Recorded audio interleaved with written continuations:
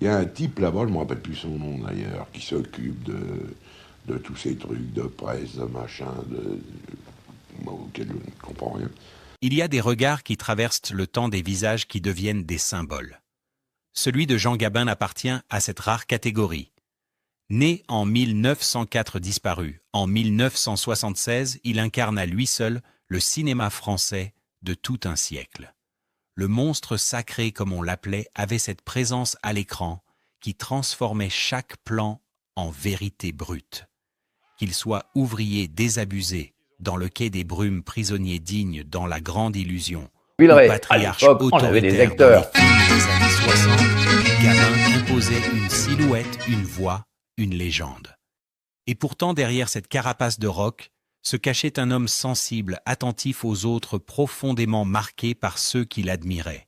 Car Gabin, avant d'être admiré, avait lui-même des modèles. Comme tout artiste, il puisait son inspiration dans la force, le talent ou la singularité de ceux qu'il croisait. C'est un Jean Gabin plus intime que nous évoquons aujourd'hui, celui qui, au soir de sa vie, se souvenait des artistes qu'il plaçait au-dessus de tant d'autres. Ils sont 6. 6 noms qui résonnent comme autant d'étoiles dans sa constellation personnelle. Des compagnons de route, des maîtres de cinéma des voix, qui l'ont bouleversé, des plumes qui ont nourri ses dialogues, des figures qu'il n'a jamais cessé de respecter. Ces 6 artistes ne sont pas seulement des rencontres, ce sont des jalons dans une carrière, des sources d'inspiration, des amitiés parfois. Alors qui était-il ? Qui a eu le privilège d'éveiller l'admiration de l'homme qui incarnait la force tranquille, le fatalisme des héros populaires, la grandeur d'une France de celluloïd. C'est cette liste secrète que nous allons découvrir. 6 noms du numéro 6 au numéro 1 qui racontent autant Jean Gabin que les artistes eux-mêmes. Numéro 6, Marcel Carné. On ne peut pas parler de Jean Gabin sans évoquer Marcel Carné.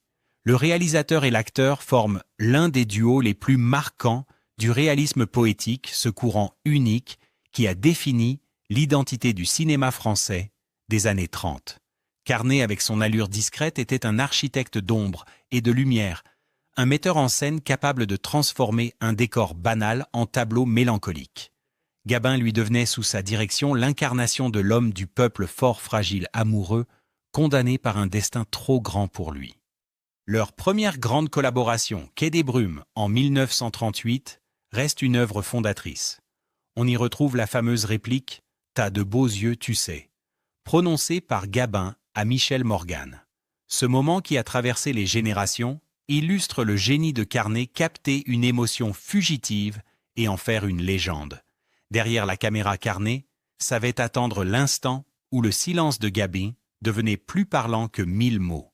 Le film connut un immense succès, mais aussi des controverses accusées de véhiculer le défaitisme. Pourtant, c'est précisément cette atmosphère sombre et poétique qui fit entrer Gabin dans la mémoire collective. Carné offrit à Gabin une deuxième œuvre majeure avec Le jour se lève. Là encore, le réalisateur construisit un décor étouffant, un huis clos urbain, où Gabin, enfermé dans une chambre, raconte en flashback la fatalité de sa vie. Rarement un acteur et un réalisateur n'avaient atteint une telle symbiose. Carné sculptait le cadre, Gabin y insufflait la chair et le sang. Leur collaboration n'était pas seulement professionnelle, elle reposait sur une compréhension mutuelle. Gabin admirait chez Carné cette capacité à donner une dimension universelle à des histoires simples, à magnifier les drames quotidiens de l'homme ordinaire. Ce que Gabin respectait profondément chez Carné, c'était l'attention donnée aux détails. Chaque plan, chaque mouvement de caméra semblait pensé comme une partition musicale. L'acteur d'ordinaire méfiant face aux metteurs en scène se sentait guidé sans être contraint. Carné savait que Gabin avait besoin d'espace pour respirer son rôle et il le lui offrait. C'est cette intelligence de la direction qui fit naître une confiance rare.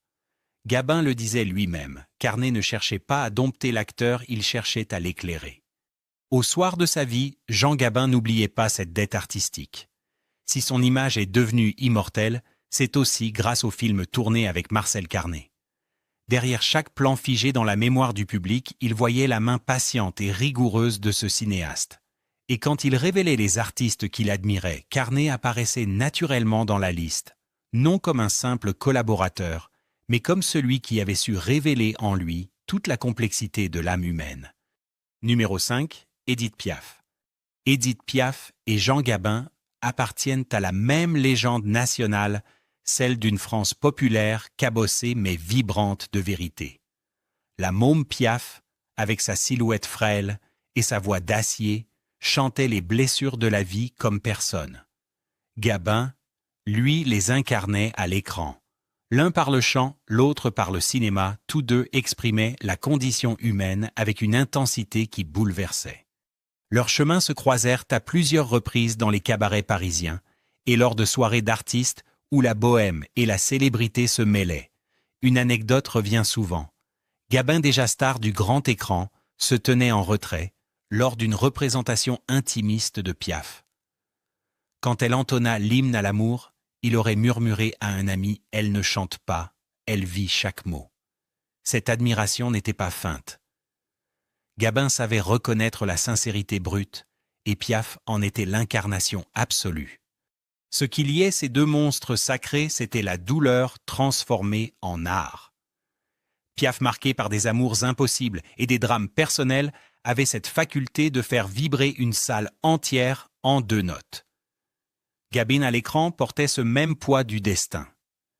Il admirait sa capacité à ne jamais tricher. Devant Piaf, pas de fioritures, chaque chanson était un morceau d'âme offert au public. Il y voyait un miroir de sa propre démarche artistique, ne pas jouer, mais être. Gabin voyait aussi en Piaf une combattante. Derrière la fragilité apparente, il percevait une force de survie incroyable. Elle revenait toujours, malgré les épreuves, malgré la fatigue, malgré les blessures invisibles. Cette résilience impressionnait Gabin, lui, qui connaissait la dureté de la vie et de la carrière d'artiste. Dans un milieu où beaucoup se perdaient, Piaf s'accrochait à son art comme à une bouée. C'est cette ténacité qu'il admirait peut-être plus encore que sa voix. Pour Gabin, Piaf représentait l'essence même de la France des petites gens, cette France qu'il avait tant incarnée au cinéma. Elle donnait une voix à ceux qui n'en avaient pas, comme lui donnait un visage à leur lutte et leur désillusion. Quand il évoquait ses artistes préférés, il ne pouvait manquer de citer Édith Piaf. Elle n'était pas seulement une chanteuse, elle était une vérité. Et c'est cette vérité-là que Gabin respectait plus que tout. Numéro 4, Arletty.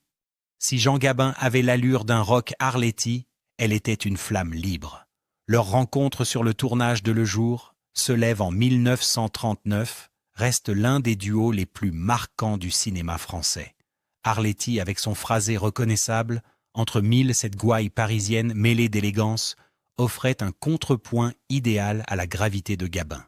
Ensemble, ils formaient un couple d'écran inoubliable, où la tendresse se heurtait toujours au destin. Une anecdote illustre bien leur complicité lors d'une scène tendue du film Carnet, exigeait plusieurs prises. Gabin, d'ordinaire impatient, finit par plaisanter « Si Arletty s'impatiente, c'est moi qui vais en prendre une. » Arletty éclata de rire, brisant la tension, et la scène devint l'une des plus authentiques du film. Cette aisance entre eux se voyait à l'écran. Arletty avait ce don de rendre chaque réplique vivante, et Gabin le savait, avec elle, il pouvait être plus vrai encore. Gabin admirait chez Arletty une chose rare à l'époque, sa liberté de ton. Elle osait tout dire, parfois même trop, et ne se laissait jamais enfermer dans un carcan. Dans un milieu dominé par les codes, elle imposait son indépendance, que ce soit dans sa carrière ou dans sa vie personnelle. Pour Gabin, qui avait lui-même ce côté insoumis, elle représentait une alliée spirituelle. Il respectait cette femme qui, loin de se plier, se tenait droite, assumant chaque mot, chaque choix. Mais plus encore que son attitude, c'est son talent brut qui marqua Gabin. Arletty pouvait incarner à la fois la légèreté et le tragique, l'ironie et la douleur. Elle possédait une vérité qui rejoignait celle qu'il recherchait dans son propre jeu. Pour Gabin, Arletty n'était pas seulement une partenaire de cinéma. Elle était une artiste au courage rare qui transformait chaque scène en miroir de l'âme humaine. Lorsqu'il révélait les artistes qu'il admirait, il citait Arletty avec respect et affection. Elle était l'une des rares à tenir tête aux monstres sacrés et à briller d'un éclat tout aussi durable. Numéro 3, Jean Renoir. Parmi les cinéastes que Jean Gabin a côtoyés, Jean Renoir occupe une place à part. Fils du peintre Auguste Renoir, il hérita de son père ce sens aigu du regard, cette capacité à saisir la lumière et les nuances des êtres. Mais au lieu de pinceau, Renoir maniait la caméra. Gabin, qui avait travaillé avec de nombreux réalisateurs, voyait en lui un maître capable de transcender les histoires les plus simples pour en faire des paraboles universelles. Leur collaboration la plus célèbre reste La Grande Illusion, tournée en 1937. Gabin y incarne un soldat prisonnier de guerre fraternel et digne. Le film, qui dénonçait l'absurdité des frontières et la futilité des conflits, fut salué dans le monde entier. À travers cette œuvre, Renoir fit de Gabin le symbole d'une humanité partagée au-delà des uniformes et des nations. On raconte qu'au moment du tournage, Renoir répétait souvent « Ce n'est pas un film de guerre, c'est un film de paix ». Gabin, sensible à cette vision, admira la profondeur de son propos. Ce que Gabin appréciait le plus chez Renoir, c'était son humanisme. Contrairement à d'autres cinéastes qui recherchaient l'effet Renoir, cherchait la vérité des relations humaines. Il filmait les silences, les regards, les gestes quotidiens, avec la même importance qu'un grand dialogue. Pour Gabin, cela correspondait parfaitement à son propre jeu fait de retenue et de simplicité. Il trouvait dans le cinéma de Renoir un écrin idéal où son naturel devenait une force. Avec le recul, Gabin considérait Renoir comme l'un de ceux qui avaient façonné sa carrière internationale. Grâce à La Grande Illusion, il devint une figure respectée au-delà des frontières françaises. Mais plus encore, il garda de Renoir une admiration sincère pour sa vision pacifiste, sa foi en l'homme, sa capacité à faire du cinéma une leçon de fraternité. Au soir de sa vie, quand il évoquait les artistes qu'il admirait, Jean Renoir apparaissait comme une évidence, un créateur de monde, un peintre d'âme et surtout un ami d'esprit. Numéro 2, Michel Audiard. Dans les années 60, alors que Jean Gabin s'éloignait du réalisme poétique qui avait fait sa gloire, un homme vint redonner un souffle nouveau à sa carrière, Michel Audiard. Scénariste dialoguiste, il possédait ce génie des mots qui claquent comme des gifles et qui résonnent comme des vérités populaires. Gabin, déjà auréolé du statut de légende, trouva dans les dialogues d'Audiard une seconde jeunesse, une énergie qui rajeunit son image sans trahir son identité. Une anecdote illustre leur alchimie sur le tournage de Le Pacha en 1968. Gabin aurait lu les répliques d'Audiard à voix basse, seul dans un coin, avant de déclarer « Avec des dialogues comme ça, je n'ai plus qu'à respirer ». Cette confiance absolue dans l'écriture était rare chez lui. Gabin, souvent méfiant vis-à-vis des scénaristes, reconnaissait chez Audiard une oreille exceptionnelle pour la langue parlée, celle des rues, des bars, des hommes fatigués, mais drôles. Ce qui séduisait Gabin, c'était la justesse et la modernité des mots d'Audiard. Il rendait ses personnages plus tranchants, plus ironiques, plus humains aussi. Dans Les Vieux de la Vieille ou Un singe en hiver, chaque réplique devenait une petite vérité mi-amère, mi-tendre. Audiard savait capter l'esprit du temps et Gabin l'incarnait avec un naturel désarmant. Ensemble, ils donnaient vie à un cinéma où la mélancolie côtoyait l'humour, où la gravité s'allégeait grâce à une phrase bien placée. Au fond, Gabin admirait chez Audiard une chose essentielle, sa capacité à rendre immortels les dialogues du quotidien. Il n'était pas seulement un auteur de bons mots, il était un poète du bitume, un chroniqueur des âmes simples. Grâce à lui, Gabin trouva des rôles à sa mesure dans une époque où le cinéma français changeait. Audiard lui permit de rester au sommet non plus comme le jeune premier désabusé des années 30, mais comme le patriarche charismatique des années 70. Quand il confiait les artistes qu'il admirait, Gabin plaçait naturellement Michel Audiard parmi eux, reconnaissant en lui le complice qui avait fait durer sa légende. Numéro 1, Charles Aznavour. Au sommet de la liste de Jean Gabin se trouvait un artiste d'une autre génération, Charles Aznavour. À première vue, tout semblait les opposer. Gabin Colosse du cinéma des années 30 et 40 portait en lui la gravité du réalisme poétique. Aznavour, de son côté, incarna dès les années 50 la renaissance de la chanson française, une voix tremblée qui conquit le monde. Mais derrière ces différences, Gabin voyait en Aznavour un miroir de ses propres valeurs, le travail acharné, la sincérité et la fidélité à son art. On raconte qu'un soir, après un concert d'Aznavour à l'Olympia, Gabin aurait confié à un ami: « Ce petit Arménien a plus de courage que beaucoup d'entre nous réunis. » Il faisait allusion au début difficile du chanteur, longtemps moqué pour sa taille, son physique ou sa voix particulière. Là où tant aurait abandonné Aznavour, avait persévéré polissant ses textes, façonnant ses mélodies, jusqu'à devenir l'un des géants de la chanson mondiale. Gabin admirait cette ténacité, car il savait combien le milieu artistique pouvait être cruel. Ce qui touchait Gabin, c'était surtout la profondeur des chansons d'Aznavour. Dans La Bohème hier encore, ou Emmenez-moi, il retrouvait cette mélancolie qui traversait aussi ses propres films. Aznavour chantait le temps qui passe, les amours perdus, les rêves inachevés, des thèmes que Gabin avait portés à l'écran avec la même gravité. Il reconnaissait en lui une âme sœur capable de parler au cœur du peuple, avec des mots simples et universels. Enfin, Gabin voyait en Aznavour un héritier. Comme lui, il avait su dépasser les frontières de la France pour toucher le monde entier. Son rayonnement international rappelait celui de La Grande Illusion ou de Le Quai des Brumes.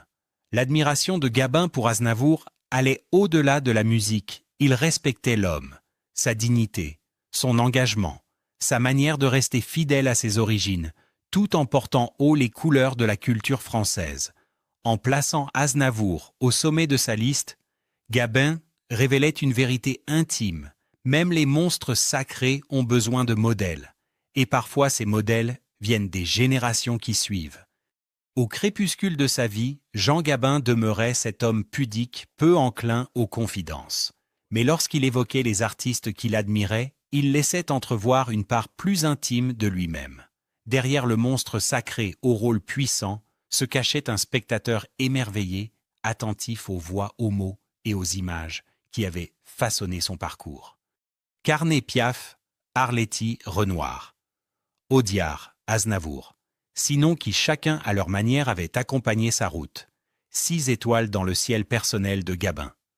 Le réalisateur qui l'a révélé, la chanteuse qui chantait la vérité de l'âme, la partenaire indomptable, le cinéaste humaniste, l'auteur des dialogues immortels, et enfin le chanteur-poète qui porta la culture française au-delà des frontières.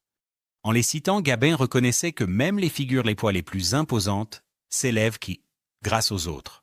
Son héritage n'est pas seulement celui de ses films, mais aussi celui de ses admirations, de ses fidélités silencieuses. Ainsi se dessine un portrait plus humain, celui d'un acteur qui, derrière sa stature, savait dire merci. Aujourd'hui encore, en revisitant ses confidences, nous comprenons que l'admiration est une chaîne invisible qui relie les générations d'artistes. Jean Gabin, en révélant les 6 qu'il plaçait au plus haut, nous rappelle que l'art se nourrit d'héritage partagé. Et c'est peut-être là son plus beau legs, une leçon d'humilité transmise par un géant.